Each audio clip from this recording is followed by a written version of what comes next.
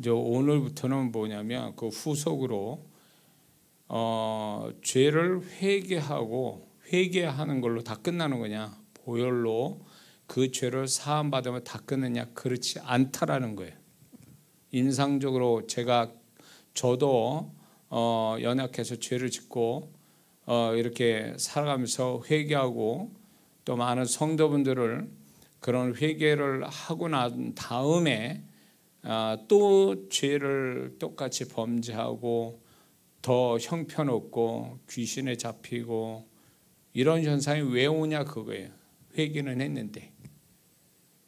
그거는 예수님이 약속대로 회개를 할 때에 약속의 말씀처럼 예수님 보혈로 우리를 깨끗게 하셨지만 그걸로 끝나는 게 아니라 그거로 파생된 것들을 우리가 스스로 처리를 해야 되는 것들을 처리하지 않기 때문에 그 하나의 죄가 여러 가지를 파생시켜 놓은 것을 소위 말하면 쓰레기 청소를 제대로 깔끔하게 하지 않은 상태에서 있기 때문에 죄는 반복이 되고 귀신은 더 역사하고 이런 어떤 여러 가지 문제가 다시 발생이 되는 원인이 이 회개한 다음에 부속적으로 여러 가지를 이 죄로 파생된 부속적인 내용들 이런 문제들을 처리하지 않기 때문에 그렇다는 것을 저는 발견하게 됐고 많은 성도들을 통해서 제가 또 발견됐기 때문에 이 부분을 여러분들 반드시 알고 있어야 됩니다. 저는 적어도 모르겠어요. 다른 목사님들은 어떻게 설교하시는지 모르겠지만 제가 이전에 지금 죄를 회개해서 일어나는 현상들 이런 부분에 대해서 시리즈 한 6번을 하고 했는데 그렇게 죄를 상세하게 이 부분에 대해서 얘기하는 분은 저는 드물다고 봅니다. 그렇기 때문에 근데 이제 아이러니한 게 우리는 창세기 에덴 동산에서부터 시작된 죄의 문제가 예수님이 오게 하시고 예수님이 죽이시는 데까지 갔고 이 죄가 천국 가냐 지옥 가냐의 결정적인 문제가 되는데도 불구하고 이거를 세상 사람은 예수님을 믿지 않고 자기 죄를 짓고 살아가는 그런 것이 익숙한 채로 살아가다가 죽어가는 것들인데 예수 믿는 사람은 그 죄가 별게 아닌 게 아니라 그 죄의 결과가 무엇인지를 우리는 분명히 알고 있거든요. 근데 문제는 뭐냐면 예수 믿는 사람이 죄에 대해서 밝히 모르더라 그 얘기지. 죄에 대해서 죄의 개념, 죄를 왜 지음에 회개되는지 일어나는 현상이 뭔지를 자세히 모르니까 회개도 안 할 뿐만 아니라 회개를 해도 두리뭉실하고 회개를 해도 약속대로 회개하지 않고 그리고 그 죄로 인해서 일어나는 현상에 대해서 모르거나 알면서도 모른 채하고 그런 부분을 별거 아닌 것처럼 생각했기 때문에 죄가 더욱 그 믿는 자 안에서 더 죄 자체가 역사할 뿐만 아니라 그 죄를 더불어 불난 집에 기름 꼈듯 귀신이 들러붙어서 더 문제를 만들더라 그 얘기예요.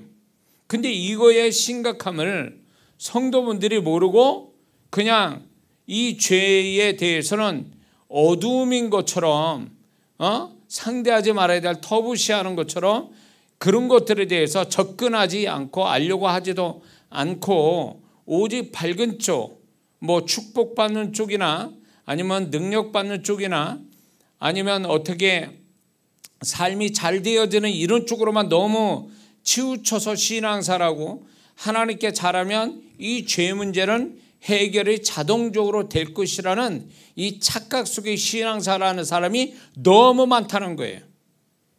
그러다 보니까 신앙사는 밝은 모습에서 신앙사를 하지만 자신이 이 죄에 대해서 처리를 제대로 하지 않으니까 이 어둠의 죄가 결국 그 사람의 밝은 하나님 앞에 밝게 하고 상받을 일들을 다 깎아먹고 있다는 거죠. 다 그걸 집어 삼키고 있다는 거예요.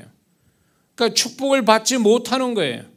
하나님께 인정도 못 받고 하나님과 거리감이 생기고 하나님이 보증하지도 않고 책임져 주시지 않는 원인이 이 죄의 문제에 있는데, 이 죄 문제를 좀 이 죄의 어떤 그 지금까지 얘기한 죄의 개념, 그리고 이 죄에 대해서 하나님이 이미 성경에서는 하나님이 죄를 어떻게 생각하는지를 우리는 너무 잘 아는데, 개인적으로 우리가 짓는 죄에 대해서 이 부분에 대해서는 구원받았으니 우리가 이 죄에 대해서 가볍게 생각하고 그냥 회개도 안 해도 자동적으로 처리될 것처럼 생각하는 이것이 얼마나 위험스러운지 모른다 그거예요. 그러니까 그런 식으로 신앙사라니까 밑 빠진 독에 물 붓는 거예요. 자, 우리가 거룩함이 하나님의 뜻이고 우리가 구원받은 자의 커다란 핵심이며 기본이 되는 표시가 뭐냐면 거룩함이거든요. 근데 그 거룩함은 어디에서 옵니까? 회개에서 오는 거예요.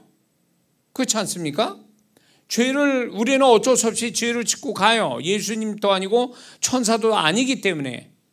근데 죄를 짓는 그것을 얼마나 많이 예수님의 보혈에 약속의 말씀에 의지해서 회개를 많이 하느냐에 따라서 아이러니하게 그 회개를 많이 한 게 거룩함으로 더 나아가게 하는 거잖아요.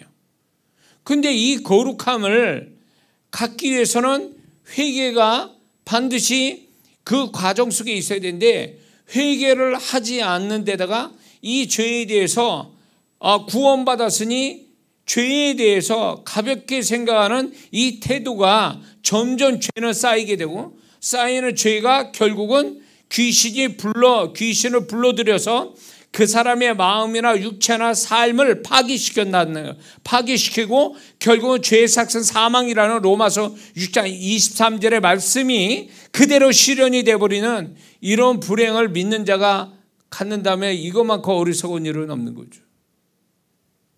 동의하십니까?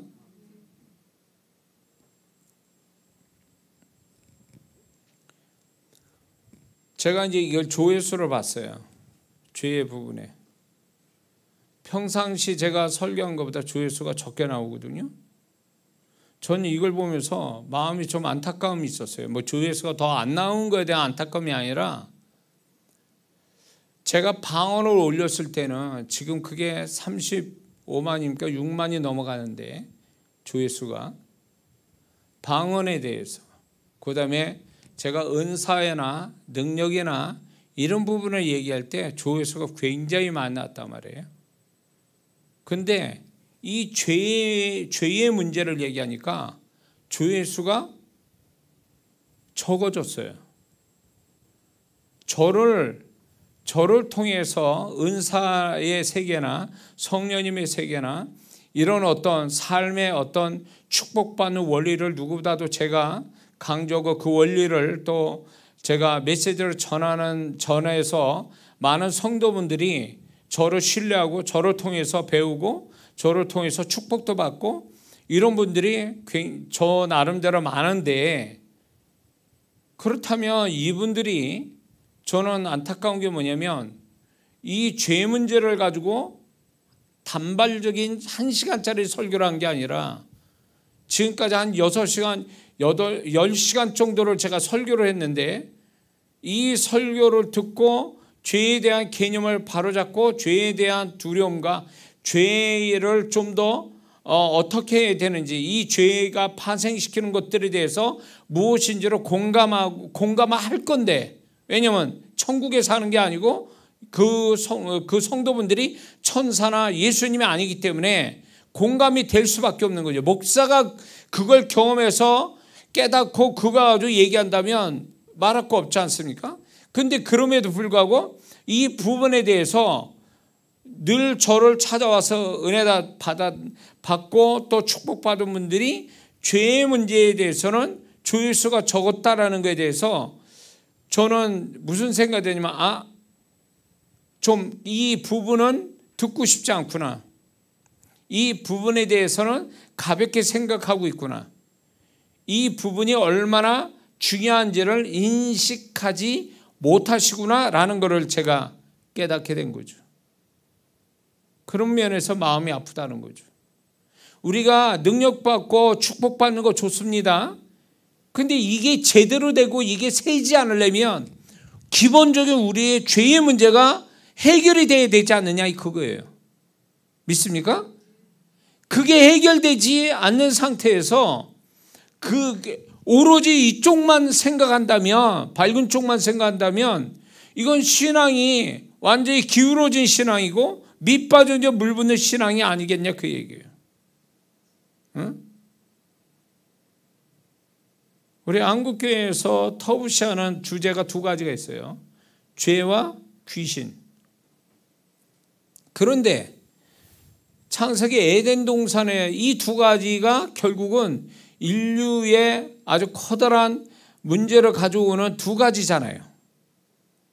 그리고 앞으로도 계속 그런 문제는 계속 있어 왔고 정말로 신약시대 때도 그랬고 앞으로도 그럴 건데 이 부분을 왜 그 터부시하고 금기시하는지 성도분들이 이런 부분에 대해서 맞닥뜨려서 뭔가 자기를 좀 더 나은 신앙과 존재로 만들어가는데 약이 돼야 될 이 내용들에 대해서 성도분들이 이거에 대해서 그렇게 안 한다라는 거죠. 응? 이런 분이 있어요. 어느 성도님이 분명히 겉으로 몸에 질병이 있다는 게 본인만 아니라 다른 사람까지도 알아챌 정도로 문제가 있는 것을 발견합니다. 그래서 그분을 좀 생각하는 마음에서 좀 도와주는 마음에서 병원 가보시라고 그리고 체크를 해봐야 됩니다. 근데 아무래도 성도님이 몸에 문제가 있는 것 같습니다. 이렇게 얘기했는데 정중하게 정말 그분을 생각해서 이분은 내가 병이 있고 내가 환자가 되는 그거에 대한 어떤 뭐랄까 무시하는 것도 아니고 별거 아닌 것처럼 생각하는 거. 괜찮습니다. 지금 제 몸이 괜찮아요. 그렇게 걱정 안 하셔도 됩니다. 이런 식으로 얘기해요. 그런데 이분이 자꾸 다른 사람이 걱정돼서 얘기해 주는 걸 안 듣고 이렇게 하다가 정말 본인이 심각하게 증상이 나타나니까 그때 와서 병원을 가는 겁니다. 병원 갔더니 이미 병은 많이 진행이 된 상태예요. 근데도 불구하고 이 성도는 그걸 인정하지 않는 거예요. 내가 건강했는데 내가 이런 병에 걸려가지고 내가 병원에 들어넣어야 되나? 의사는 심각하게 얘기합니다. 그러면 이분은 또 이렇게 생각해요. 의사는 원래 그렇게 말하는 거야. 그렇게 생각하고 그냥 의사가 그렇게 얘기해도 뭐 피검사하고 이렇게 수치가 뭐 이렇게 정확하게 나왔는데도 괜찮아 이러다가 뭐 나아지겠지 이렇게 생각하고 병원을 나왔다 그 얘기예요. 병원에 나왔어요. 병원에서 나와서 집에서 나름대로 뭐 조심하면 되지 밥 적게 먹고 좀 운동하면 되겠지. 그거 가지고 될 문제가 아니거든 사실은. 근데 이 사람은 이 사람 나름대로 그 병에 대해서 이제 자기 나름대로 낙관적으로 생각한 거예요. 그 낙관적으로 생각해서 조금만 밥 적게 먹고 운동하면 되겠지라고 생각했던 거죠. 근데 이 성도가 자신의 병에 대해서 이렇게 낙관적인 태도로 보이는 건 그 사람이 긍정적인 사람이기 때문이 아니라 이 성도는 자기가 병이 중하다는 사실을 정면으로 이렇게 대면하지 못하는 어떤 두려움 내지는 자기 자신이 그 병을 인정한다면 자기가 어떻게 된다라는 것에 대한 두려움, 불안감 이런 것들이 생길까 봐 아예 피하고 싶은 마음으로 가볍게 생각하고 밥 적게 먹고 운동만 하면 된다 이렇게 생각한 거죠. 그러다가 나중에는 이제 본인의 생각만큼 그렇게 된 게 아니라 결국은 손 쓸 수 없는 데까지 돼서 병원에 입원하자마자 중환실에 가서 사니 죽니 이런 상황으로 가버린 성도가 있거든요. 왜 이야기하냐면 우리가 죄를 대하여 이 성도, 병이 있는 이 성도 같은 태도를 취한다라는 거예요. 별거 아닌데 뭐 당장 어떤 일이 벌어진 것도 아닌데 뭐. 그래서 그걸 놔두는 거죠. 그리고 그거를 회피하고 싶은 거예요. 정면으로 맞닥뜨리기 싫은 거예요. 두렵기도 하고 싫기도 하고, 자기가 죄책감이나 이런 죄의 문제에 대해서 심각해지는 자체가 싫으니까 아예 그걸 피하는 거예요. 피한다고 답 나옵니까? 피한다고 해결되는 문제예요? 아니거든요. 근데 그걸 자꾸 피하다가 결국 그 죄가 더 이상 회개해도 안 될 지경까지 가고 그 죄를 가지고 귀신이 들로부터 역사해서 그걸 암을 일으키거나 집안을 패가망신시키거나 이렇게 돼야 그때에서 이제 사태가 위험해진다고 알아서 그때에서 회개 부랴부랴하고 금식한들 이미 때는 늦었다 그거지. 암 환자가요, 처음에 암이 발생하면요, 그걸 인정 안 한다는 거예요. 거부한다는 거예요. 아, 내가 왜 암 환자야? 내가 이렇게 건강하게 잘 살고 지금 몸이 괜찮은데. 이렇게 생각한다는 거예요. 몇 단계 암 환자가 그 암을 인정하기까지 그거를 수용해서 치료받는데 심리적인 과정이 있다는 거예요. 그 중에 하나가 뭐냐면 첫 번째, 분노와 그 다음에 거부 반응. 처음에 거부 반응을 일으켰다가 그 다음에 분노가 일어나. 왜 내가 이런 병을 걸려야 돼? 나만. 이런 식의 분노가 온다는 거죠. 그러다 체념이 되고, 그러다가 절망하고, 그러다가 수용하고, 그러다 죽는 거지. 그러니까 이게 본인의 문제가 있다라는 것을 처음부터 인지를 하고 그 문제를 정면으로 이렇게 맞닥뜨려서 자기 상태를 알고 거기서부터 자기를 좀 더 이 문제를 풀기 위한 적극적이고 능동적인 태도를 취하는 게 지혜인데 이렇게 하지 않다가 결국은 뭐 이거 해결도 볼 수 없는 지경까지 가버린 이런 생각하는 병에 대해서 이렇게 생각하는 사람이 꼭 죄에 대해서 이렇게 생각하는 성도들이 많다라는 거예요. 그러니까 이거를 듣고 싶지 않은 거예요. 이런 설교를 듣고 싶지 않은 거예요. 더군다나 제 설교가 디테일하게 들어가니까 이게 디테일하게 들어갈수록 괴롭거든. 힘들거든 마음이. 꼭 자기 얘기하는 것 같고 자기도 그렇게 경험하고 제가 애초 처음부터 얘기했죠. 내가 이 이장한 목사도 경험한 얘기를 하는 거라고. 그래서 깨닫고 발견된 거를 같이 나누는 거잖아요. 이거는 죄는 나만이 아니라 모든 사람이 어떤 죄를 져도 이 죄로 파생되는 문제는 동일하거든요. 그거를 찾아내서 얘기해 줄 때 마음이 힘들고 그게 두렵기도 하고 찝찝하기도 하지만 인정을 해야 되는 거예요. 그래야 해결이 되는 거잖아요.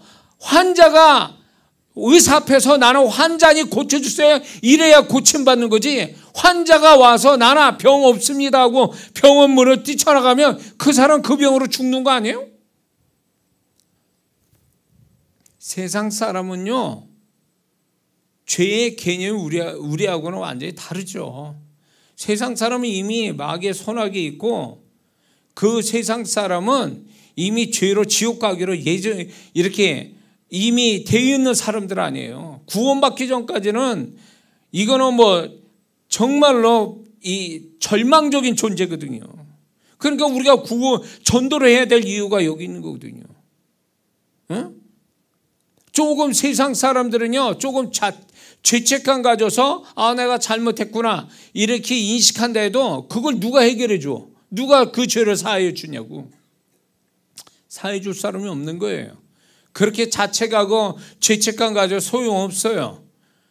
그 죄를 씻어줄 보혈도 없고 예수님도 없으니까 그 죄와 함께 지옥 가는 거죠. 구원받기 전까지는. 그러니까 그 세상 사람 얘기할 건 아닌데 예수 믿고 구원받은 사람이 죄에 대해서 너무 이거를 등 돌리고 아무렇지 않게 배우고 싶지도 알고 싶지도 않는 것처럼 잠시 잠깐 죄책감이나 자책감만 가지고 지나쳐버리는, 남들이 알지 못하면 그냥 지나쳐 가버리기는 이런 문제로 인식했다는 큰일 난다는 거예요. 그게 제가 6번 동안, 6번이죠? 6번 동안 이게 이 죄에 대해서 상세하게 얘기할 수밖에 없는 이유가 너무 단순하고도 가볍게 아주 간단하게 죄를 생각하기 때문에 문제가 더 커졌다라 그 얘기예요. 그래서 그렇지 않다라는 얘기를 지난주까지 얘기한 거 아니에요. 그렇기 때문에 우리는 이 부분에 대해서 듣기 편한 내용은 아니더라도 반드시 들어야 할 내용인 거예요. 이거는 그런 게 있잖아요. 공부하기 싫은 과목이라도 반드시 공부해야 되는 공부가 있잖아요. 그런 것처럼 우리가 신앙생활에 정말로 이렇게 듣기 좋은, 정말 나를 축복해주고 기분 좋게 해주는 그런 설교, 그런 쪽으로만 쳐다보고 그런 설교를 듣는 성도들이 있어요. 보면은 저는 수많은 영혼들, 땅교회 성도들을 지금 20년 동안 그 수많은 성도들, 땅교회 성도분들을 상대해 왔기 때문에 그 성도분들이 이제 일정하게 어떤 흘러가는 어떤 신앙의 모양들을 보게 돼요. 공통적으로. 그 중에 하나가 뭐냐면 좀 더 하나님 앞에서 좀 더 자기가 축복되기 위한 어떤 능력이나 어떤 삶의 문제를 풀어가는 이런 거를 찾기를 원하고 해결받기를 원하고 이런 건 좋다 그거예요. 그런데 이 죄 문제를 가지고 얘기를 하면 벌써 얼굴이 굳어져 있고 안 들으려고 하고 어찌할 바를 모르는 거예요. 근데 이게 과연 그렇게 그런 태도를 보여야 되느냐 그거예요. 응? 그렇다고 제가 예수님도 아니고 난 천사도 아니에요. 같은 나도 연약해서 죄 짓고 사는 사람이지만 우리가 그런 부분에 대해서 죄에 대해서 자세히 알고 우리가 죄를 덜 짓고 살고 죄를 잘 회개해서 더 거룩함을 가자고 제가 설교를 하는 거잖아요. 이 설교가 아니지. 경험된, 체험된 이 이야기를 원리를 가지고 어떤 깨달음을 가지고 얘기할 때 들었어야 되는데 듣지 않는 성도들이 많다는 거죠. 근데 저는 이런 생각 들어요. 제가 이 메시지가 정말 주님이 너 정말 지금 세대에 너무나 아주 중요한 메시지를 전하고 있다. 그 메시지를 전하고 있어서 내가 기쁘다 그러면 반드시 저는 이 메시지에 기름 부어주시고 수많은 영혼들이 들을 거라 저는 믿습니다. 들어야만 되는 거예요 사실은. 왜냐하면 주님 오심이 가까운데 신앙은 점점 존재와 신앙과 삶이 바닥치는 성도들이 너무 많아져 가는데 그거를 이렇게 세워서 하나님이 주의 오심을 예비케 하는 성도가 되려면 그것이 기본이 그 거룩함인데 그 거룩함을 이루기 위한 죄의 문제를 반드시 우리가 분명히 알고 이 부분에 대해서 점점 이걸 통해서 우리가 거룩함으로 가는 지혜로운 성도가 되어야 되지 않느냐 그 얘기예요. 믿으십니까? 이거는 그냥 흘겨들어서 될 문제가 아니라는 거죠. 죄가 우리가 한 번만 짓고 끝나는 얘기입니까? 평생 죽는 그 순간까지도 우리는 죄에서 벗어날 수 없는 연약하고 얼마든지 죄가 우리를 덮어버리면 진짜 우리는 진짜 지금까지 한 거 다 박살날 수도 있는 그런 위태롭고 그런 상황 속에 놓여져 있는 사람들인데 너무 가볍게 죄를 생각하다가 망하는 자가 한둘입니까?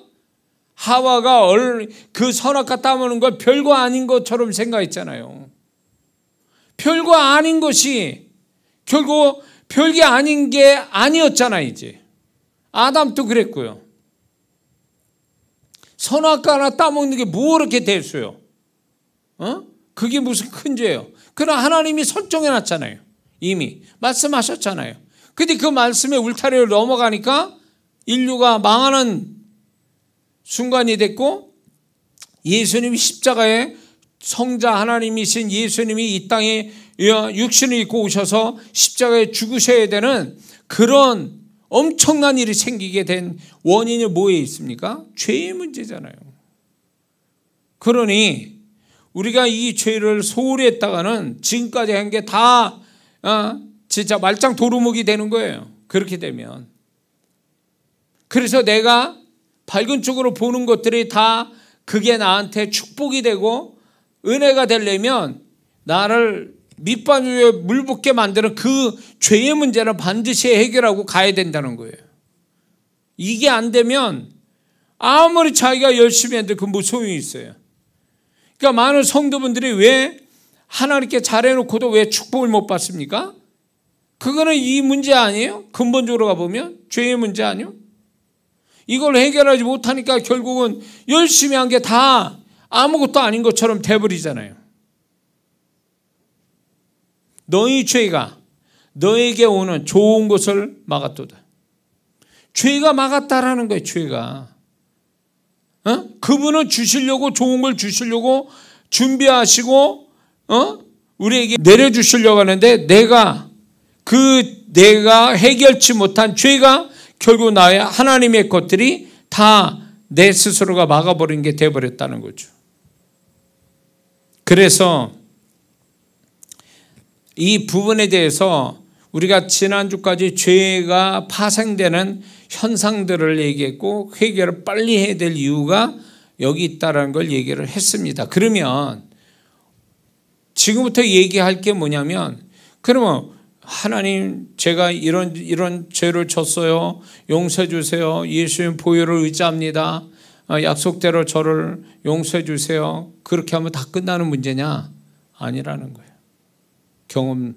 제가 경험을 해볼 때 여기에 이전에 6번까지 했던 그 회개를 왜 해야 되는지, 죄로 파생된 현상들만큼 우리가 죄를 짓게 되면 해결될, 내가 스스로 해결해야 될 내용이 많더라 그 얘기예요. 죄는 용서받죠. 회개하면 예수님 보혈로 용서받지만 그 죄의 부분만 용서받은 거지, 죄에 대해서 파생된 거를 다시금 원상복귀해야 되는 그 부분은 내가 해야 된다 그 얘기예요.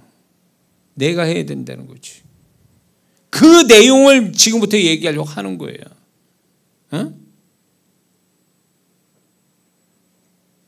자, 우크라이나하고 러시아하고 이제 전쟁이 일어났는데 보면 처참하더라고요. 러시아가 우크라이나가 그냥 뭐 폭격을 무자비하고, 또 이스라엘에서 이스라엘의 가자 지구에 막 그냥 폭격을 엄청나게 해가지고 민간인들이 억울하게 죽는 일도 있지만, 그 영상으로 뉴스 영상을 딱 보니까 막 완전히 초토화돼가지고 막 그 건물들이 다 파괴돼가지고 시멘트들이 그냥 그 바닥에 그냥 완전히 공격받아가 미사일로 뭐 폭격으로 다 그렇게 됐다는 거죠. 한 번에 그렇게 된 거예요. 그러면 자, 한 번에 로켓 포탄으로 해서 어마어마한 건물에 박살이 났어요. 한 번에.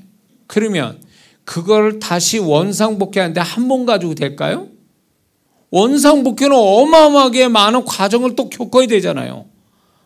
상하수도부터 전기부터 해서 거기에서 모든 그 건물을 다시 세우고 철근부터 시작해서 거기에 뭐 모든 들어가는 것들을 얼마나 많습니까? 파괴된 걸 다시 원상복귀, 최소한 원상복귀 시키는데 한 번 폭격이지만 그 순간의 폭격이 다 망가뜨렸지만 그걸 원상복귀하려면 엄청난 다양한 것들이 다시금 다 그거를 가지고 다시 원상복귀하는 데는 어마어마한 시간들이 또 드는 거 아니에요. 똑같아요. 우리가 죄를 짓는 건 순간이에요. 그렇죠?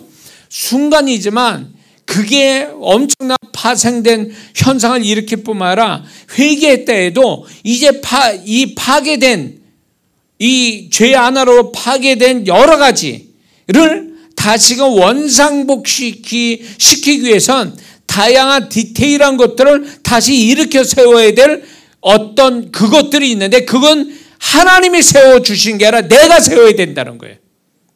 회개는 그분은 나의 자백했을 때 나의 죄를 예수님으로 사하여 주시지만 나머지 파생돼서 엉망이 된 건 내가 다시 원상복귀시켜야 되는 거 내가 해야 된다는 얘기예요. 근데 이걸 안 하니까 예를 들어서 용서는 받았어요. 그런데 사함을 받았지만 그 마음의 상처, 죄로 생긴 마음의 상처. 용서는 받았는데 마음의 상처는 있어. 그렇죠? 용서는 받았는데 마음의 상처는 여전히 남아있어요. 용서는 받았는데 그런 어떤 그 죄에 연결된 그런 것들은 끊어지지 않는 상태에서 계속 주변에서 그런 것들하고 연결이 자꾸 나도 모르게 연결되어 가는 것. 이런 것들은 어떻게 해야 되는 거냐. 응? 그러니까 이제 지금부터 제가 말씀을 드릴 건데 우리가 죄를 용서받은 걸로 몽땅 다 모든 게 다 끝난 게 아니라는 거예요. 다 끝난 게 아니라 폭격 맞은 집에 이게 다시금 원상복귀 되려면 여러 가지들을 다시 한번 다 생각해야 되고 여러 가지를 고쳐야 되고 그래야 이제 원상복귀가 몇 달을 거쳐서 되듯이 우리가 한 번의 죄가 나에게 여파가 와서 그걸 다시 회복하려면 반드시 많은 주변의 죄 하나로 파괴된 이것들을 다시금 세우는 일을 해야 된다는 거죠. 이걸 처리하지 않았기 때문에 자꾸 우리는 나하고 상관없이 죄의 그림자가 자꾸 다가오는 거죠. 자꾸 또 다른 어떤 문제들이 막 주변에 몰려와요. 그건 뭐가 아니면 회개는 했지만 여전히 주변에 문제들이 여전히 있는데 그것까지도 처리하지 못해서 그 여전히 문제 있는 그 속에서 또 다른 죄를 또 내가 지을 수도 있고 그 또 다른 죄가 나한테 와서 유혹할 수도 있는 이런 것들이 발견이 된다는 거죠. 죄 회개한다고 다 끝나는 게 아니라 그 다음에 이제 처리할 것들을 지금부터 얘기하는데 첫 번째는 죄로 인해서 들어온 악한 영이 있습니다. 하나의 죄는요, 하나의 귀신이 들어올 문을 만드는 것 같아요. 현관문을 열어놓은 것 같아요. 그래서 죄를 회개를 했지만 회개를 해서 사함은 받았지만 불법으로 그 귀신은 그 죄와 함께 들어왔던 그 귀신은 떠나지 않는 경우가 허다해요. 불법으로 들어온 거예요, 이거는. 소위 말해서 그런 악한 영이 죄 하나 우리가 죄를 범할 때 귀신이 치고 들어오는데 그 죄를 타고 들어오는데 세 가지 영역 안에서 역사합니다. 마음, 육체, 삶. 이 세 가지에서 이게 귀신이 들어와서 합법적으로 역사를 해요. 그러면 회개를 딱 했다. 회개를 딱 해서 사함을 받았다 하면 그러면 그걸로 죄를 타고 들어온 귀신은 자동적으로 소멸됩니까? 안 그래요. 자동적으로 소멸 안 됩니다. 불법으로 계속 남아있어요. 불법으로. 그래가지고 이 사람이 죄진 데서 나타나 마귀의 역사가 마음과 육체와 삶에 역사하고 있는데, 그거를 귀신이 그렇게 역사하고 있는데 불법으로 계속 역사를 하는데, 이거를 내가 정리를 하지 않으면 얘네들은 그 불법 있어서는 안 될 것들이, 죄와 함께 사라져야 할 것들이 불법으로 계속 역사한다는 거예요. 제가 사역 속에서도 그렇고 많은 분들이 그걸 실제로 본인이 또 그걸 경험하고 있거든요.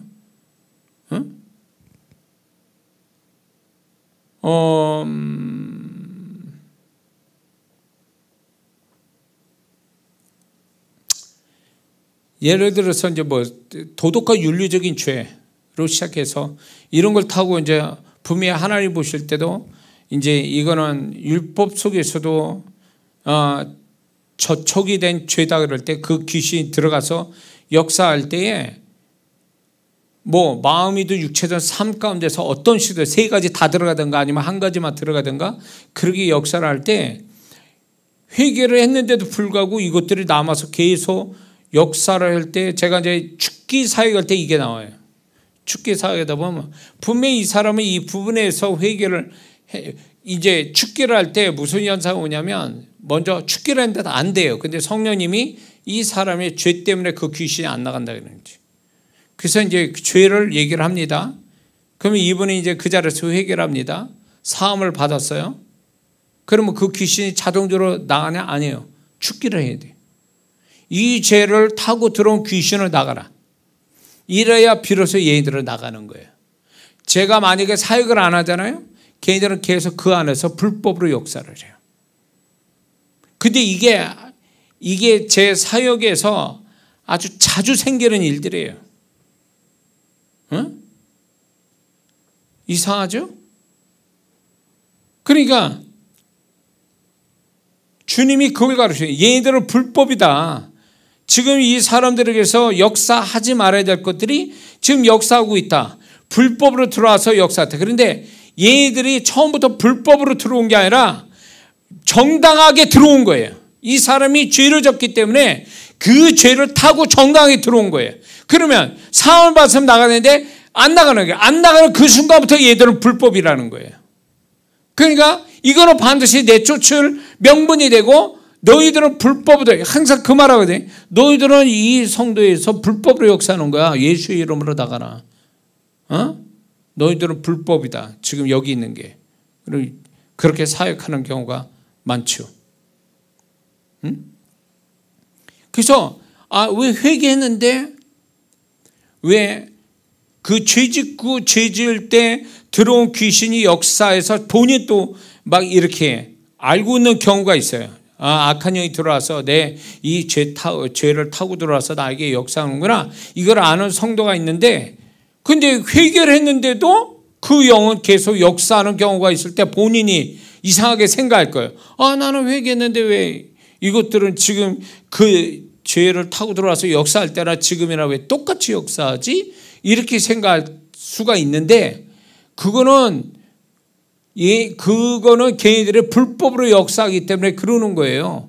떠나갈 때 안 떠나가고. 그러면 분명히 나는 얘네들이 자리가 없잖아요. 이제 죄는 사라졌으니까, 용서받았으니까. 그러면 죽기할 때 얘네들은 반드시 떠나갈 수밖에 없어요. 죄를 타고 들어올 때는 얘네들이 안 나가려고 그래요. 왜냐하면 이 사람의 죄가 결국 귀신이 안 나가도 되는 근거가 되는 거거든요. 그래서 제가 죽기 사역할 때 죽기가 안 되면 또 귀신이 가까다 그런 걸 가르쳐 줄 때 있어요. 제가 죄 때문에, 죄를 가지고 들어왔다는 거예요. 죄를 타고 들어왔다. 이런 얘기 하거든요. 다 믿을 건 아닌데, 그러면 이제 성령께 가르쳐 줘야죠. 뭐 때문에 왜 죽기가 안 되냐면 저 사람이 죄 때문에 안 된다는 거예요. 그러면 회개를 딱 하잖아요. 그러면 죽기면 바로 나가요. 왜냐면 이제 발판이 없으니까.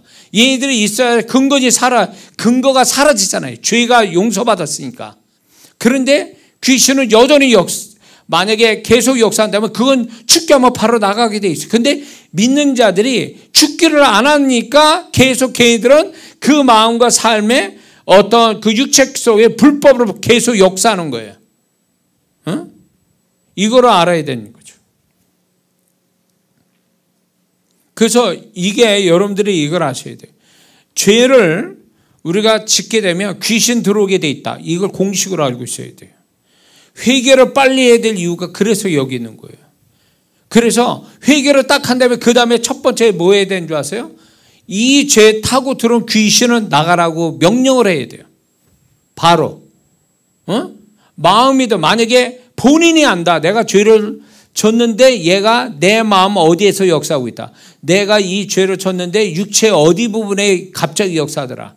죄를 졌는데 얘네들이 갑자기 내 삶에 이 부분에서 안 되게 한다. 이걸 인식을 했다면 회개한다면 바로 그 부분을 죽게 해야 된다. 그 얘기요.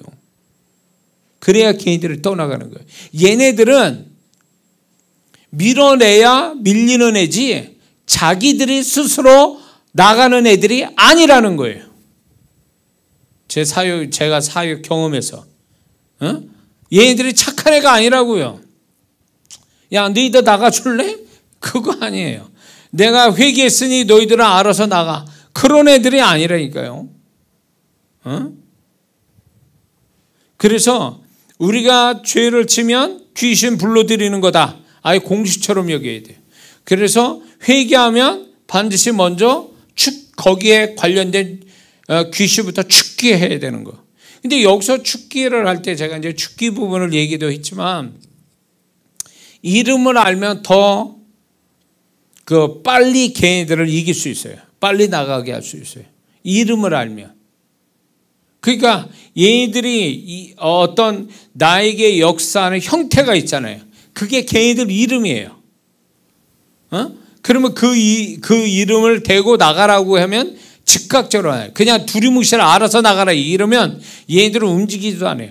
워낙 능력이 큰 사람은 말만 해도 되는데 뭔가 영이 약한 성도가 죽기를 할 때는요, 정확하게 죽게 하는 게 가장 좋은 거예요. 정확하게. 응?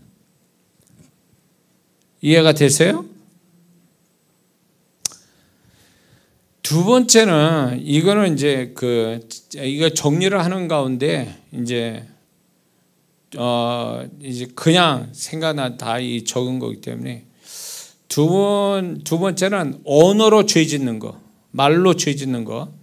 죄된 말, 이 죄된 말로 인해서 이 말로 죄를 짓게 되면 회개를 하잖아요. 하나님, 제가 이런 말을 했습니다. 용서해 주세요. 누구를 원망하고 저주하고 막 이렇게 미워하는 말을 막 한 거에 대해서, 발설한 거에 대해서 회개를 했단 말이에요. 그러면 용서를 받겠죠. 그 죄에 대해서, 죄에 대해서만 용서받은 거예요. 그러면 그 언어는 발설이 된 거잖아요, 이미. 그러면 발설이 되면 그 언어 자체가 역사를 하고 있는 거죠. 계속 용서를 받았지만 그 언어는 계속 역사한다는 거예요. 임상적으로 볼 때, 경험상 볼 때. 그래서 그럴 때는 이 언어가 이제 소멸이 되도록 명령을 해야 됩니다. 예수님의 이름을 가지고 이 발설된 언어로 파생된 이 언어로 인해서 나에게 손해를 끼치는 것에 대해서 예수의 이름으로 그 언어는 소멸되라고, 파괴되라고 명령을 해야 됩니다. 그렇지 않으면 그 언어 자체가 이 사람에게서 주변에서, 이 사람 주변에서 역사를 합니다. 그 언어 자체가. 언어, 제가 제 책 쓴 거 있죠. 능력 언어. 거기에 이제 개념을 제가 얘기했는데, 저는 이제 영화를 여서 볼 때에 이제 그거를 실제로 제가 이제 개념을 이해하게 된 게, 어떤 성도를 사역을 해주는데, 남자 성도를 사역해 주는데, 그 성도의 영안을 열려서 보니까 주변이, 이 사람 주변에, 이 성도의 주변으로 안개처럼 끼어 있는 거예요. 주변이 다. 몸이 앞뒤로, 위로.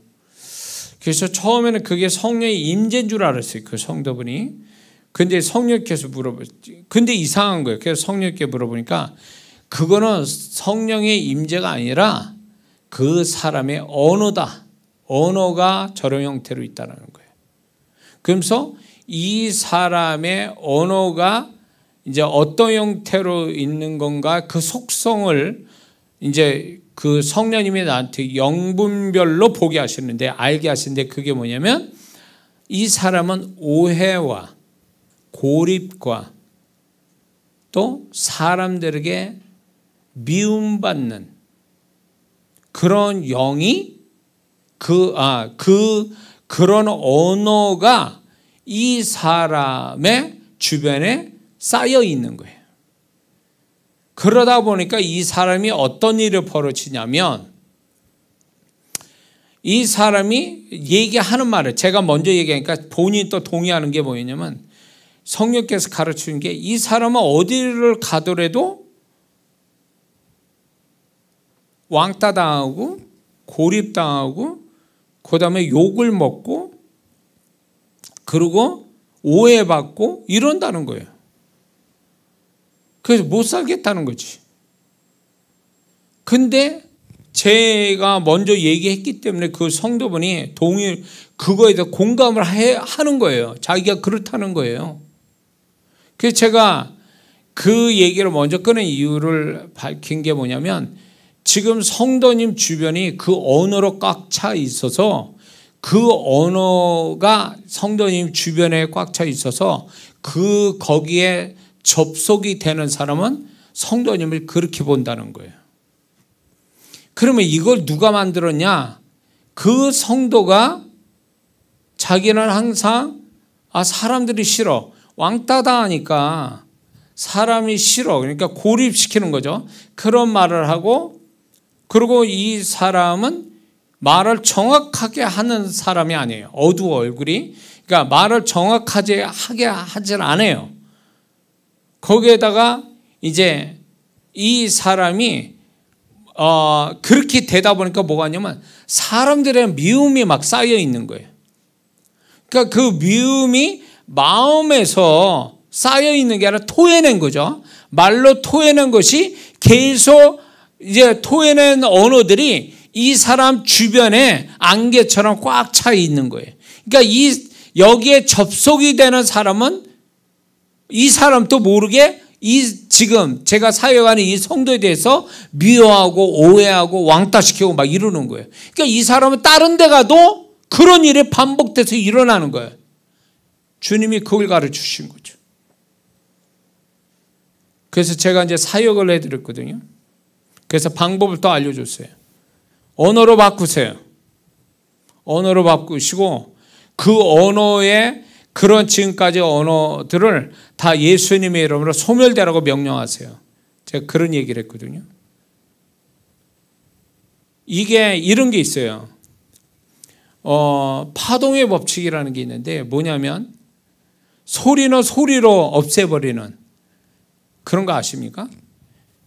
지금 뭐 가전제품 중에 그런 게 있어요.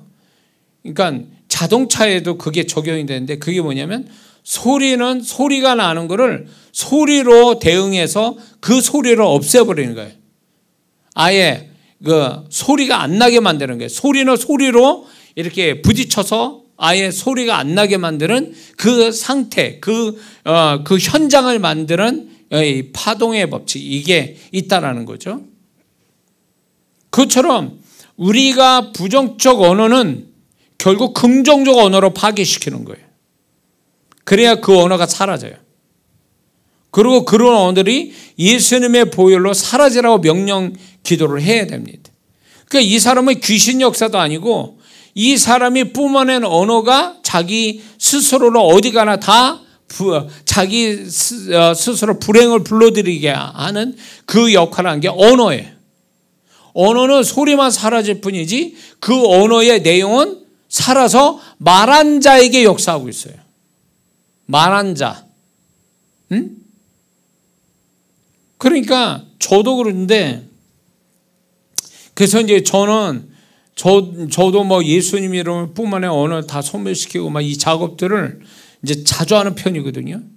왜냐면 언어는 독립적으로 역사를 해요. 내가 말했다 해서 그 나간 내 말이 내 것이 아니에요. 그 내가 뿜어낸 언어지만 그 언어는 독립적으로 자체적으로 생명을 가지고 역사한다 그거예요. 그러니까 오죽해서 마태복음 12장에 우리가 죽음 너머까지 하나님 앞에까지 가서라도 그 말이 하나님께 심판받는다고 말씀하잖아요. 그러니까 언어가 주인이 있는데 말한 자가 주인인데 말한 자가 주인이지만 발설되면 이미 그 사람께 아니라는 거예요. 자기 마음대로 할 수 없고 그 언어 자체가 스스로 역사를 한다라는 거예요. 그러니까 성경에서 언어는 소리의 개념이 아니라 능력의 개념이라는 거예요. 창세기부터 하나님의 말씀에서 소리로서 세상을 창조하셨잖아요. 언어, 발설된 언어로 세상을 창조하셨잖아요. 이걸 인간에게 담아주셨잖아요. 하나님의 형상 중에 언어의 능력을 주셨잖아요. 그게 이제 그 언어의 능력을 가지고 하나님의 사람들이 그 언어의 능력을 쓰잖아요. 그래서 그 언어의 능력이 실상이 되게 하잖아요. 그러므로 세상은 언어를 그냥 소리의 개념으로 의사 전달의 개념으로 얘기하지만 성경은 그렇게 얘기 안 해요. 언어는 영적이면서 그거는 능력을 나타내는 실체를 가져오는 능력으로서의 언어라고 성경이 이미 정의를 내리고 있단 말이에요. 근데 마귀는 어떻게 합니까? 그 언어를 막 쓰게 만들죠. 아무렇게나. 그래서 자신을 불행하게 만들려고 사단은 자꾸 우리 믿는 자를 불행하게 만들려고 그 입에서 계속 안 좋은 말을 자꾸 하게 만들죠. 그리고 입에 붙어서 생각 속에 들어가고 입에 붙어서 이 사람의 의지와 상관없이 말을 막 내뱉게 하는 사람이 있어요. 안 좋은 말은 그건 축기해야 돼요. 생각과 입술에 축기를 해야 돼요. 그래서 그 언어가 그 사람에게 역사하지 못하게. 그래서 만약에 죄로 범한 언어라면 이거를 용서를 받을 뿐만 아니라 그 언어를 소멸시키는 두 번째 작업이 반드시 있어야 된다. 이해가 되시죠? 은혜가 되십니까 지금? 다들 심각한데 그런데 어쩔 수는 없어요. 그런데 알고는 있어야 되는 거예요. 이거 모르니까 이런 부분을 모르니까 이런 부분을 얼마나 많이 우리가 당하느냐고요. 하나님은 그게 원하는 게 아니었는데. 또 하나는 이겁니다. 죄의 행위와 언어를 소멸시켜야 됩니다. 어떤 이제 그 뭡니까? 어떤 행위로 죄를 범하고 어떤 언어로 방금 얘기한 그 언어 소리로 이렇게 죄를 범하게 될 때에 그 행위와 소리가 같이 사라지도록 예수님의 이름을 가지고 그것이 사라지도록 명령을 해야 됩니다. 자, 그 하나님은 우리의 죄를 자백하면 용서하세요. 그 죄의 대가나 죄에 대한 어떤 그 죄 자체에서는 사함을 받습니다. 그런데 죄의 어떤 그 죄의 행위 내지는 그 소리는 영의 세계에서 존재하는 경우가 있을 수 있다는 거예요. 그게 이럴 수가 있어요. 이 사람이 온전하게 회개를 하지 않았다. 그 행위나 어떤 소리에 대해서 온전하게 회개하지 않아서 온전하게 회개했다면 하나님이 그 부분마저도 이제 저 같은 사역자한테 보여주시지 않겠죠. 왜냐하면 우리 죄를 가려주시면 그런 거 그 가려주시면 다른 사람한테 인격적인 하나님이 다른 사람한테 보여주시진 않거든요. 그 사람의 어떤 죄된 거. 그러나 이게 온전하게 회개치 않으면 어떤 일이 벌어지냐면 영의 세계가 우리는 영의 세계에 같이 있잖아요. 그러니까 영의 세계에 그게 다 기록으로 남아 있다라는 거예요. 기록으로. 응? 그래서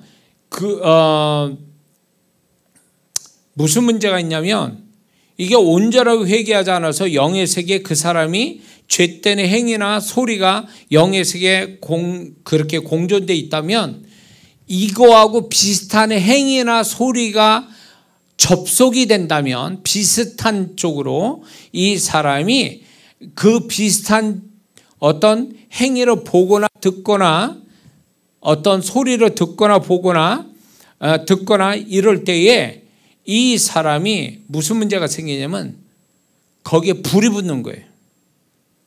이 사람은 아무 생각 없는데 자기가 죄를 지은 행위와 소리에 유사한 것들이 보거나 느끼거나 알게 되는 순간에 불이 붙어서 죄를 반복해서 짓는 거예요. 또 이게 왜냐하면 영의 세계에서 그게 아직도 소멸되지 않은 상태로 남아있기 때문에 그게 작용을 하는 거예요. 이 사람한테.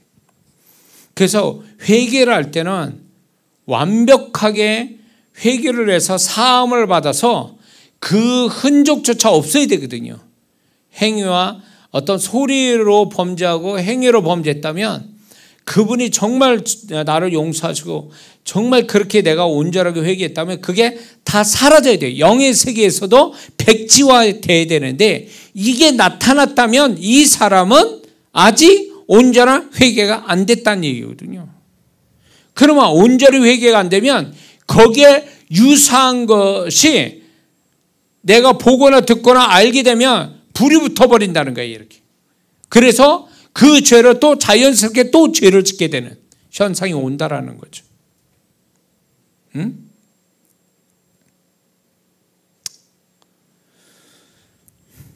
이런 경우로 봤어요. 어느 집을 이렇게 사역을 하는데 그 집에 가서도 사역을 하기도 하지만 제가 이제 강단에서 사역할 때 그 집에 대해서 주님이 보여주실 때가 있거든요.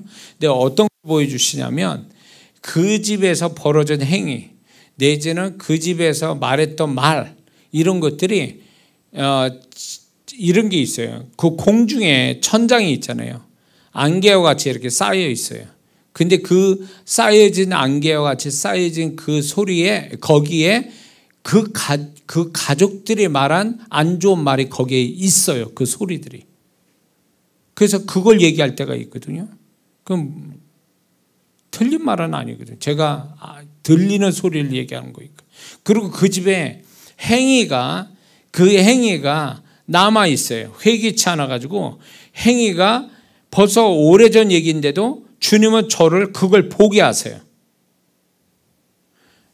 천장에 이렇게 여기 위에 구름처럼 있어서 그 집안에 안 좋은 말들이 이제 듣기도 하고 그 행위도 보게 하시고. 그래서 제가 그런 얘기를 하거든요. 그럴 때 문제는 뭐냐? 제가 성도분들이 그때 제가 깨달은 게 뭐냐면 그 얘기를 하니까 이 성도분들이 그게 죄인 줄도 모르고 그 말이나 집에서 얘기한 거고 가족 간에 얘기한 거고 이렇게 뭐 투닥거리고 막 이런 것들이 죄라고 생각을 하지 않고 그게 그런 말들이 별거 아니라고 생각했는데 영의 세계는 이미 그게 죄된 것으로 남아 있어서 회개치 않으니까 그게 아직도 남아서 작용을 하고 있다라는 거예요. 그래서 이제 어느 집을 얘기합니다. 집회 같으면 제가 집회 가운데서 한 사람 가지고 사역을 할 텐데 우리 교회 성도를 얘기 지금 못하겠네. 어느 집이 이 어떤 그 가장에 대해서 소위 말하면 무시하는 말들을 막 이렇게 뿜어내요. 그래가지고 그 위에 지붕에 이렇게 요게 지붕에 그 안개처럼 있는데 그 소리가 들리는 거예요. 그 속에서 들리는데 대표자 그 가정의 대표자를 무시하고 막 이렇게 자식도 무시하고 와이프도 무시하고 이런 소리가 막 이렇게 들리는 거예요. 그래서 이제 그 들리는데 이제 그 얘기했죠. 그렇다고. 그러니까 이분들이 놀라는 거죠. 근데 자주 싸움을 하지요. 제가 그랬죠. 싸움을 한대. 별것도 아닌 거 가지고 싸움한대. 그럼 무슨 언어로 싸움이 벌어지냐면 대표자를 무시한 비슷한 말들이 나오면 폭발하는 거예요. 대표자 된 남편도 폭발하고 그 비슷한 말 한 그 아내나 자식들이 말한 걸로 인해서 거기서 또 그 아내와 자식이 또 폭발하고 양쪽이 폭발하는 거죠. 이건 숨길 수가 없는 거예요. 이건 제가 뭐 그냥 지어낸 얘기도 아니고. 그건 무슨 얘기예요? 그 집에 그 행위와 소리가 살아있다라는 거예요. 근데 이거는 명백하게 하나님 앞에서 잘못된 거예요. 회개할 부분인 거거든요. 근데 회개를 안 해. 아내와 자식이 회개를 안 해. 그러니까 남편은 그 피해자로 인해서 남편이 또 열받아서 막 이렇게 한 거에 대해 남편 또 회개를 안 해. 그러니까 회개치 않는 그 행위와 소리가 그 집에 살아 있어가지고 비슷한 언어만 나오면 폭발해 버리는 거예요. 그냥 지나쳐갈 수 있는 것에 대해서 지나치진 않아요. 왜냐? 이미 그 집에 쌓여 있는 게 있는 거예요. 그 비슷한 언어들이 계속 쌓여서 비슷한 언어만 하면 폭발해 버려요. 그래서 여러분도 혹시 이런 거 경험해 봤습니까? 분명 별것도 아닌 행동이고 말인데 큰 싸움이 되는 거. 그리고 그거 다 끝난 다음에 난리치고 난 다음에 가만히 생각해 보니까 이거는 이렇게 될 일이 아닌데 이렇게까지 해가지고 뒤집어지고 난리칠 이유가 없는데 왜 이럴까라고 생각해 본 일이 있습니까? 그렇다면 그분은 그렇게 생각하는 성도가 있다면 그 집에 그게 쌓여 있는 거예요. 소멸시키지 않고 회개치 않고 소멸시키지 않으니까 유사한 것들이 계속 나타날 때마다 지금까지 쌓은 것들이 그냥 같이 더불어 불난 집에 기름 끼얹듯이 이게 폭발해 버리는 거예요. 그래서 이런 가정이 있거든요. 예배를 드리라고. 가정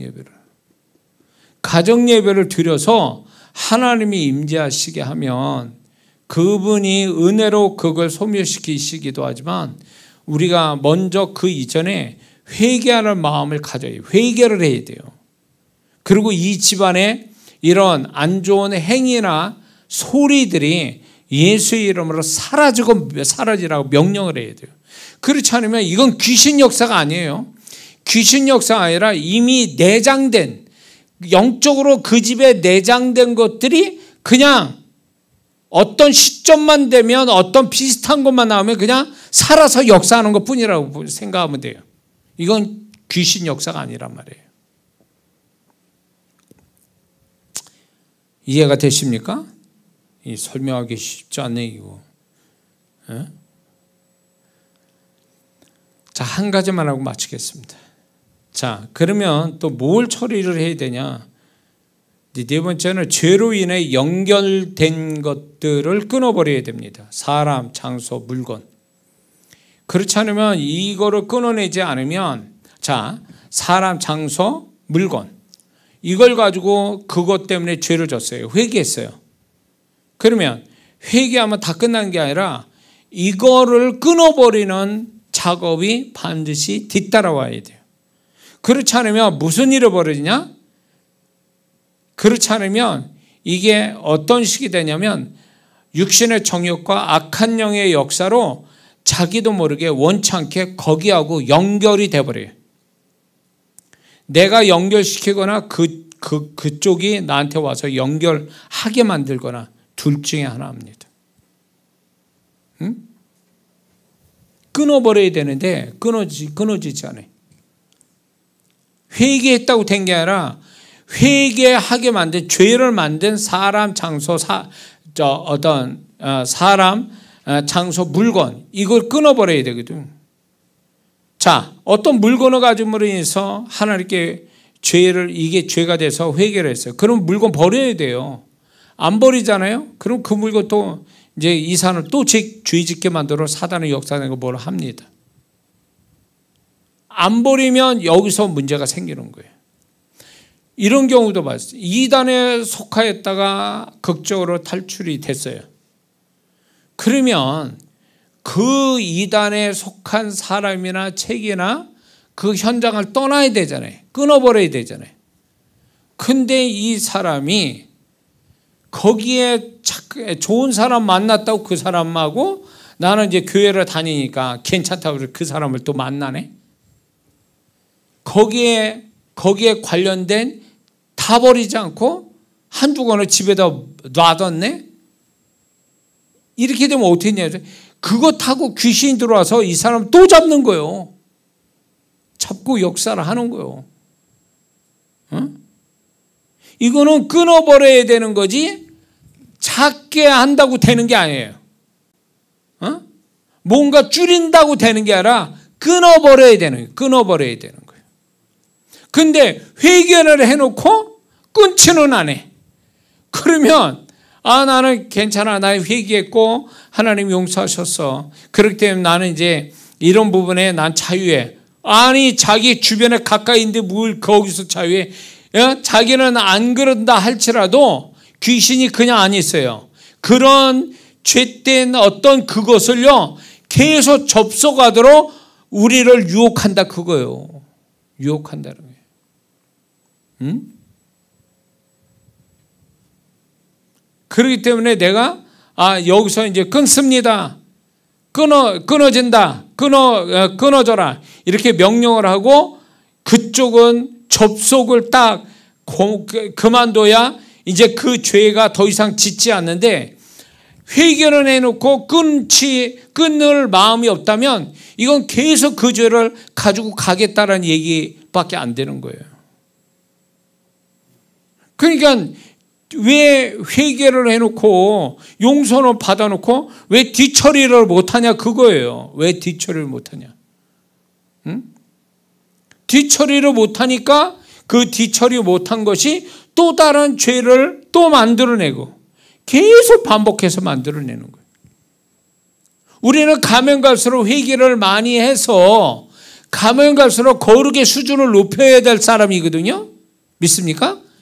거룩의 수준을 떨어뜨리면 안 된다고 우리는. 가면 가서 거룩의 수준이 올라가야 이게 정말로 주님이 정말로 인정하는 사람이 되는 거지. 신앙생활 오래 했는데 거룩의 수준은 점점 떨어져. 이건 신앙생활 안 한 거예요. 이거는 신앙생활 잘못한 거고 이거는.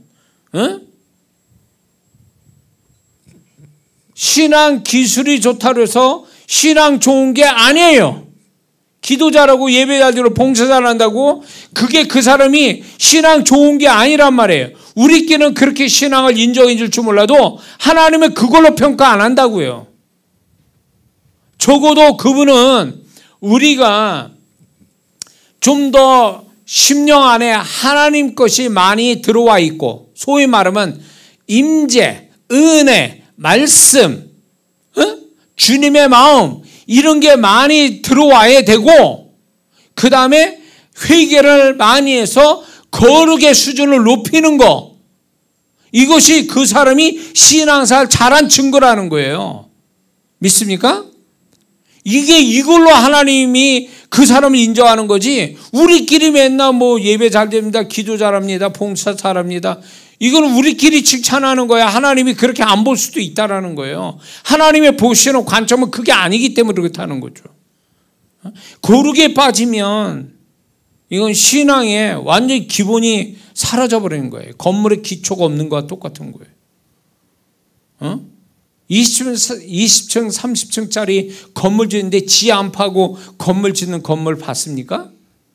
층수가 많이 올라갈수록 지하는 그 정도 더 많이 파는 거잖아요. 1, 2층 하는 거는 지하 안 파도 돼요. 그런데 정말로 20층, 30층 높은 그 건물을 지으려면 그만큼의 지하 4층, 5층까지 쭉쭉 파야 되는 그래야 기초를 그렇게 쌓아야 건물이 세워지는 것처럼 우리가 신앙이 정말로 좋으면 좋을수록 우리는 더욱 거룩에 기본을 다지고 다지는 성도가 되어야 된다는 거죠. 그 거룩함은 계속 그분을 향해서 우리의 죄를 발견하고 회개를 잘하는 것. 그리고 그 다음에 회개한 다음에 뒤처리를 잘하는 것. 죄로 파생된 모든 것들을 뒤처리를 잘하는 것. 그게 정말 신앙생활 잘하는 사람이에요. 사람이 인정해도 주님이 인정 안 하면 이건 끝난 거예요. 말짱 꽝이요. 응? 목사님 저도 그렇습니다. 많은 성도분들이 저를 칭찬하고 신뢰하고 저한테 은혜 받고 저를 통해 축복도 받고 그렇게 하지만 그건 성도분들이 나를 그렇게 봐준다 해서 그걸 그거는 주님이 그렇게 하시지 않을 수도 있거든요. 그렇기 때문에 저는 그렇게 생각하는 거죠. 주님이 인정해 주셔야 비로소 내가 인정받는 거지, 주님이 인정 안 하면 사람이 아무리 나를 신처럼 생각해도 아무 소용이 없어요. 그거는 아무 소용이 없는 거예요. 응? 그러기 위해서 주님 앞에 더욱 인정받는 데 있어서 우리는 좋습니다. 봉사하는 거 좋아요. 기도 많이 하고 다 좋습니다. 그런데 거룩함이 빠지면 그 모든 게 말짱 꽝이라는 거예요. 거룩함을 가지려면 무조건 회개를 잘해야 된다는 거예요. 회개를 잘해서 죄를 점점 버려가는 것. 그게 그 사람이 신앙생활 잘하는 사람이고 그 사람이 정말 축복은 저절로 받게 돼 있는 사람이고 그 사람이 정말로 주님이 존귀하게 여기는 사람이 되는 줄 믿습니다. 몸부림쳐야 돼요. 목사도 예외 없어요. 제가 목사라서 하나님 프리미엄 더 붙여진 겁니까? 프리미엄이 있다면 주님이 저를 더 성도분보다 더 뭔가 프리미엄이 붙은 존재라고 되어지는 거라면 그 역할 때문에 그래요. 제가 주님을 이렇게 전달하는 역할이 그러니까 그분이 나를 또 더 은혜 주시는 거 외에는 없다 그거예요. 그냥 저나 여러분이랑 똑같이 정말 주님 앞에서 거룩함을 가져서 정말 주님이 인정하는 성도가 되어가는 거, 이건 저나 여러분이랑 똑같다는 얘기죠. 그리고 더군다나 우리가 주님 오시는 가까운 이때에 우리가 정말 정신 차려서 신앙생활 똑바로 하지 못하면 지금 교회 안에 있는, 교회 바깥의 성도들은 따질 거 없고 그 성도들은 위험한 거지. 구원 잃어버릴 확률이 상당히 높은 사람들이에요. 안타깝게도. 근데 교회 안에 있는 성도분들도 보면 가는 신앙의 노선이, 신앙의 방향이 다 제각길이에요. 각각의. 그러니까 주님이 인정하지도 않는, 근데 신앙의 방향이 다 각각인데 딱 두 길이요. 뭐냐? 주님 시각으로 볼 때 주님이 인정하는 방향으로 가는 자가 있고 주님이 인정하지 않는 방향으로 가는 자가 있을 뿐이에요. 세상은 사망이냐 사망의 길로 가고 우리는 생명의 길로 가는 두 길밖에 인생의 길이 없듯이 교회 안에서도 두 길밖에 없어요. 주님이 인정하는 방향으로 가는 자가 있고 주님이 인정하지도 않는 방향으로 흘러가는 성도들이 있는데, 우리가 주님이 인정하는 방향으로 가려면 그 기본이 거룩함을 갖도록 몸부림쳐야 돼요. 그래서 죄에 대한 강박증을 가지고 살아야 돼요. 그리고 회개하기를 정말 호흡하듯이 해야 돼요. 예수님의 보혈을 끝없이 찾아야 돼요. 그게 우리의 살 길이요.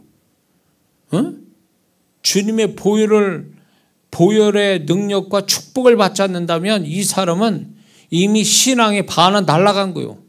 밑반죽에 물 붓는 신앙이라고. 은사와 능력이 있으면 뭐하냐고. 방언자는 뭐하냐고. 방언할 때는 그렇게 조회수 높더니 죄를 얘기하니까 그냥 아예 기본도 안 들어와. 들어야 될 분이, 제가 보니까 들어야 될 분이 이제 내가 보니까 조회수가 지금 이게 조회수 가지고 제가 뭐라는 거 아닙니다. 한 500이지 500 내지는 한 1500 정도의 조회수가 나와야 늘 제 설교를 듣는 사람의 어떤 조회수가 그렇게 나와야 되거든요. 근데 1500 조회수가 빠져요. 그게 뭐예요? 안 듣는 거예요. 이 죄의 문제를. 나는 안타까워요. 응? 저희 메시지를 듣고 은혜 받고 축복받는 성도라면 이 설교는 기본으로 분명히 잘 듣고 있어야 된다는 거죠. 그 마음이죠. 자, 그래서 이제 앞으로 얘기가 많아요. 그래서 우리는 반드시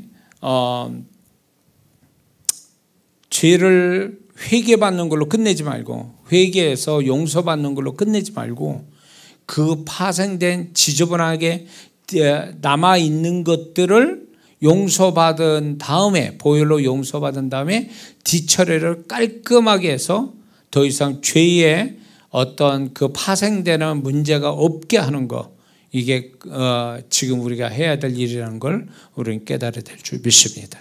기도하겠습니다.